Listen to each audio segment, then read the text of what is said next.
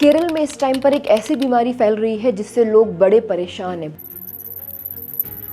बहुत सारे लोगों की इससे मौत भी हो चुकी है। एक सूक्ष्म अमीबा, आम भाषा में इसे ब्रेन ईटिंग अमीबा भी कहा जाता है।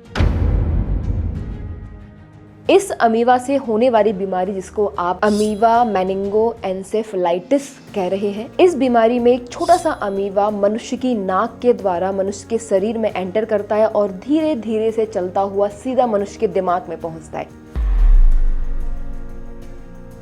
मनुष्य का दिमाग छोटे छोटे सूक्ष्म टिश्यू से बना है। इस मुलायम टिश्यू पर धीरे धीरे संक्रमण स्टार्ट करता है और 90% तक संक्रमण होने के बाद इंसान की मृत्यु हो जाती है। अगर टाइम रहते इसके बारे में पता नहीं लगाया गया तो इंसान की मौत ही होगी। अभी तक इसका कोई इलाज नहीं है। ये अमीबा आपको रुके हुए पानी में, गंदे पानी में, ऐसी जगहों पर मिलेगा जहां पर जानवरों के साथ साथ इंसानों का जाना भी होता है। तो सुरक्षित रहिए, स्वच्छ रहिए। नमस्कार।